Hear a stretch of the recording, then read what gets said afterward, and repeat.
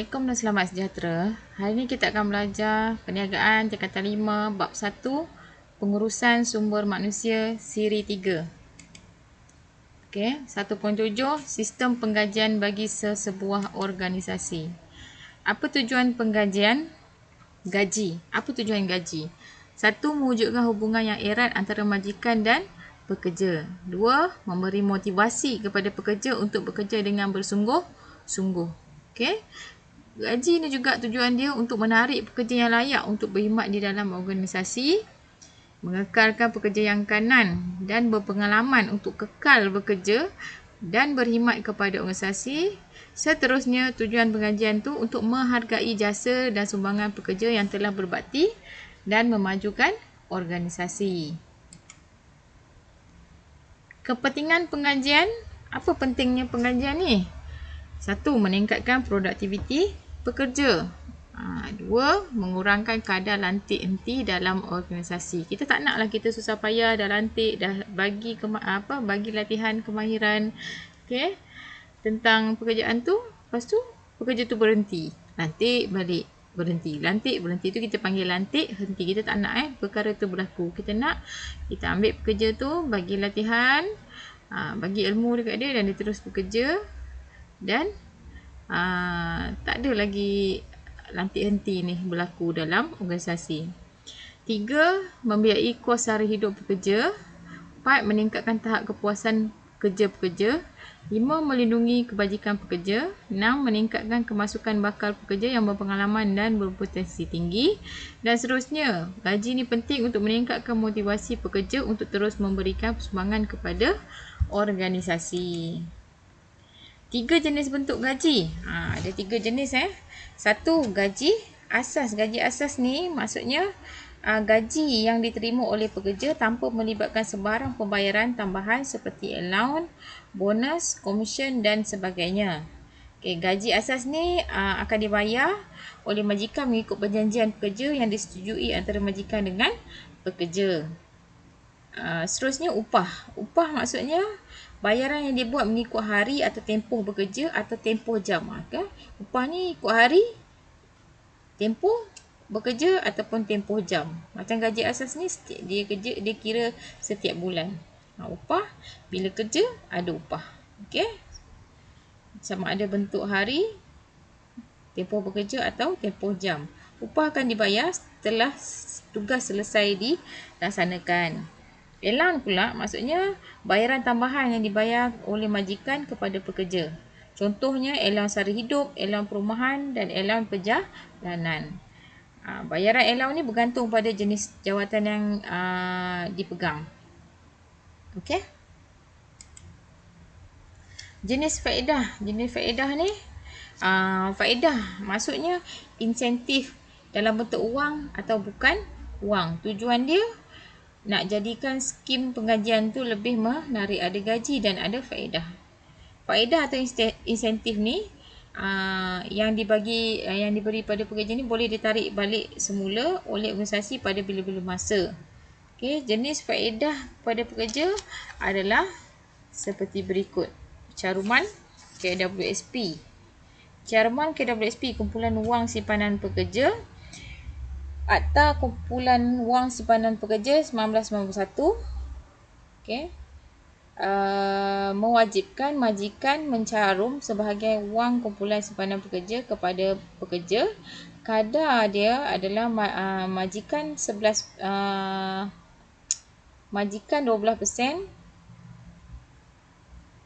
pekerja 11%, daripada gaji bulanan yang diterima oleh pekerja. Caruman Perkeso. Caruman Perkeso ni di bawah Akta Keselamatan Sosial. Caruman Perkeso ni tujuan dia melindungi diri pekerja yang ditimpa malapetaka atau kecelakaan ketika menjalankan kerja. Pihak majikan wajib mengambil insurans papasan pekerja. Caruman pekerja adalah 1.25% dan pekerja adalah 0.5% daripada gaji bulanan pekerja. Komisen adalah maksudnya komisen merupakan ganjaran yang diberi kepada pekerja asas sumbangan atas sumbangan perkhidmatannya. Jumlah komisen dikira berdasarkan jumlah jualan yang dibuat oleh seseorang pekerja, iaitu jurujual. Tujuan komisen ni nak galakkan pekerja mencapai tahap jualan yang tertinggi. Pinjaman kewangan. Organisasi perniagaan yang mempunyai kedudukan kewangan yang kukuh boleh memberi pinjaman kewangan kepada pekerja, tapi ada syarat-syarat yang tertentu. Contohnya pinjaman perumahan dan pinjaman kenderaan. Kadar faedah pinjaman ni lebih rendah daripada kadar pasaran ataupun kadar yang ditetapkan oleh bank. Bonus tunai. Bonus tunai adalah penghargaan yang dibayar kepada pekerja dan bergantung pada prestasi tahunan syarikat. Jika syarikat tu mendapat untung yang bagus atau merangsangkan, majikan boleh berkongsi keuntungan dengan memberikan bonus kepada pekerja. Kadang-kadang bonus ni dia bergantung pada prestasi kerja individu ataupun tempoh perkhidmatan. Mungkin makin lama kerja bonus tinggi, ataupun banyak prestasi kerja dia bagus, boleh bagi bonus. Okey. Beasiswa pendidikan ni bantuan kewangan kepada pekerja untuk melanjutkan pelajaran atau menerima latihan. Insurans berkelompok, majikan organisasi perniagaan membayar premium kepada syarikat insurans untuk melindungi pekerja daripada sebarang risiko semasa bekerja. Kemudahan perubatan. Faedah perubatan dan penjagaan kesihatan yang dibayari oleh majikan, iaitu pekerja boleh mendapatkan rawatan perubatan di klinik atau hospital swasta secara percuma. Majikan juga boleh memberi faedah bersalin kepada pekerja wanita dengan menanggung segala ataupun sebahagian kos bersalin. Ini antara kemudahan-kemudahan atau jenis faedah-faedah yang ditawarkan. Kemudahan cuti. Pelbagai kemudahan cuti seperti cuti tahunan, cuti sakit, cuti rehat, cuti bersalin dan sebagainya. Okey, yang diberikan kepada pekerja. Kemudahan cuti ini bergantung pada tempoh perkhidmatan dan juga peruntukan undang-undang di bawah Akta Pekerjaan 1955. Okay, ada juga majikan yang bagi pakej percutian kepada pekerja yang dah sampai target. Contohnya majikan tu tetapkanlah target atau sasaran kepada pekerja. Kalau sampai target, adalah habuan dia bercuti ke luar negara dan sebagainya. Tempat penjagaan anak-anak, ada yang majikan yang prihatin terhadap isu ni dan menyediakan tempat penjagaan anak-anak pekerja mereka di kawasan ataupun berdekatan dengan kawasan kerja. Dan ini dah tentulah dapat memudahkan pekerja wanita yang bekerja di situ, supaya tak adalah susah hati anak tak ada siapa jaga. Anak dekat rumah yalah terbiar macam tu. Jadi dia ada sediakan tempat jangan anak-anak dan mereka bolehlah bekerja dengan tenang. Kemudahan keselamatan.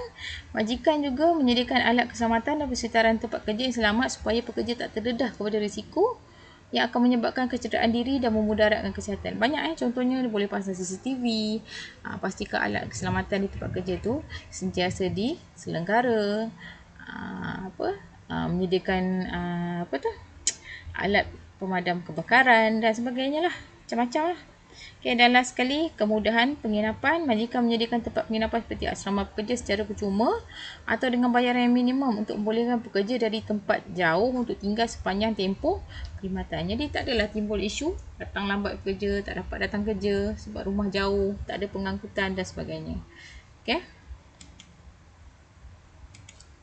Faktor penentu sistem pengajian. Faktor lokasi. Faktor lokasi ni kedudukan geografi atau risiko lokasi, kemudahan infrastruktur dan kos sara hidup satu tempat akan mempengaruhi sistem pengajian. Contohnya dekat bandar besar, majikan tawarkan gaji yang tinggi kerana kos sara hidup dekat bandar ni lebih tinggi berbanding di kampung. Ataupun dari segi risiko lokasi, pekerja yang bekerja di pelantar minyak akan dibayar upah yang lebih tinggi berbanding pekerja di darat. Mungkin risiko dia lebih tinggi daripada pekerja yang bekerja di darat. Dua, kemampuan organisasi. Kedudukan kewangan organisasi atau tingkat keuntungan perniagaan organisasi ini akan menentukanlah mereka mampu membayar gaji atau menawarkan gaji yang lebih baik kepada pekerja. Organisasi yang mempunyai kedudukan kewangan yang kukuh akan memberikan lebih banyak ganjaran kepada pekerja berbanding organisasi yang mempunyai kedudukan yang lemah. Permintaan dan penawaran buruh pula. Permintaan dan penawaran buruh akan menentukan kadar upah pasaran. Permintaan buruh yang tinggi dalam pasaran akan menyebabkan kadar upah meningkat jika tak ada penambahan dan penawaran pekerja. Sebaliknya, jika permintaan buruh di pasaran adalah rendah tetapi bilangan pekerja yang ramai, kadar upah akan turun. Okey. Undang-undang peraturan kerajaan. Pihak kerajaan akan menentukan kadar gaji minima yang perlu diberikan kepada organisasi. Contohnya, Akta Pekerjaan 1955 dah tetapkan gaji minimum dan pihak majikan wajib bayar gaji atau upah minimum yang kerajaan dah tetapkan tadi. Dan akhir sekali, bentuk dan jenis tugas. Maksudnya setiap tugas berbeza dari segi tahap tanggungjawab dan kemahiran yang diperlukan. Pekerja yang menjalankan tanggungjawab yang besar akan diberikan ganjaran yang lebih tinggi berbanding pekerja yang menjalankan tugas yang bersifat rutin. Ganjaran juga akan ditentukan oleh nilai sesuatu pekerjaan kepada organisasi, iaitu ganjaran akan dibayar tinggi sekiranya sesuatu pekerjaan itu membawa faedah yang tinggi kepada syarikat. Okey, sekian sahaja kelas kita pada hari ini. Semoga ilmu yang cikgu sampaikan tadi bermanfaat kepada awak semua. Kita jumpa lagi di lain siri. Sekian, terima kasih. Assalamualaikum.